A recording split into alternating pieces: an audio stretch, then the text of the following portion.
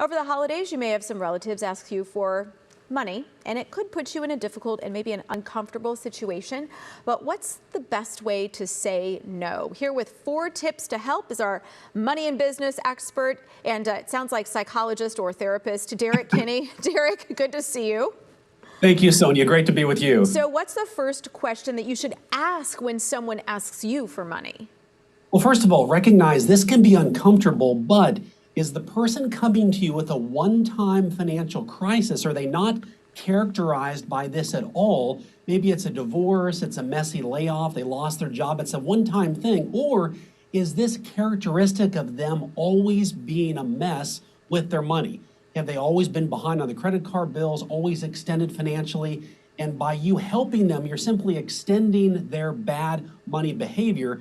Answering those questions helps you determine a yes or no pretty quickly. Okay, so if you want to say no without offending the relative or friend, how do you do that?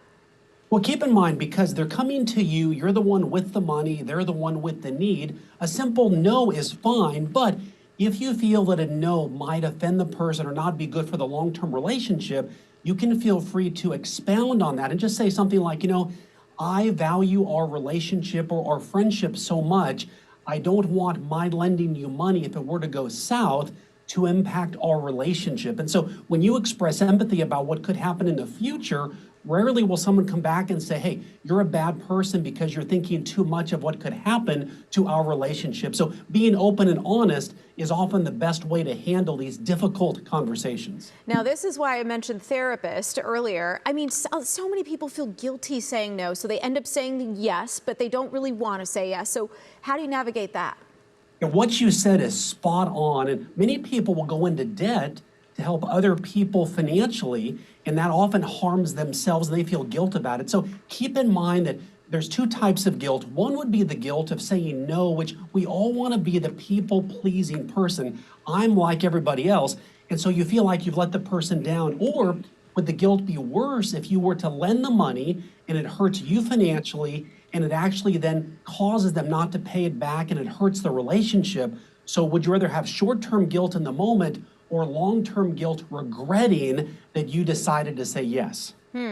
Now, curveball, what if you do say yes and you want to say yes and okay, so things are going to go along, but what type of boundaries do you set there? What's the best way to do it? Well, one way is if you decide to say yes, one of the most healthy ways to mentally prepare is just to say, you know what, this is not a loan, but it's a gift, and I'm not expecting it to be paid back. That way, you have very, very low financial expectations, but whenever you set a boundary, expect the other person to be upset, whether it's with your child or even a parent or a friend. It's going to cause some friction, but keep in mind, they came to you, you have just as much right to say no as they had a right to ask you for money. So if you can realize that probably you'll feel uncomfortable and even a bit awkward in the moment, but another alternative would be to say no and offer them a game plan to walk alongside them to help them find other resources, could be a way out and still be the good person in the situation. Yeah, and I think that help really is invaluable. Dennis, thank you so much. I think this is going to help a lot of people out. We appreciate it. My pleasure, Sonia. Great to be with you. Likewise.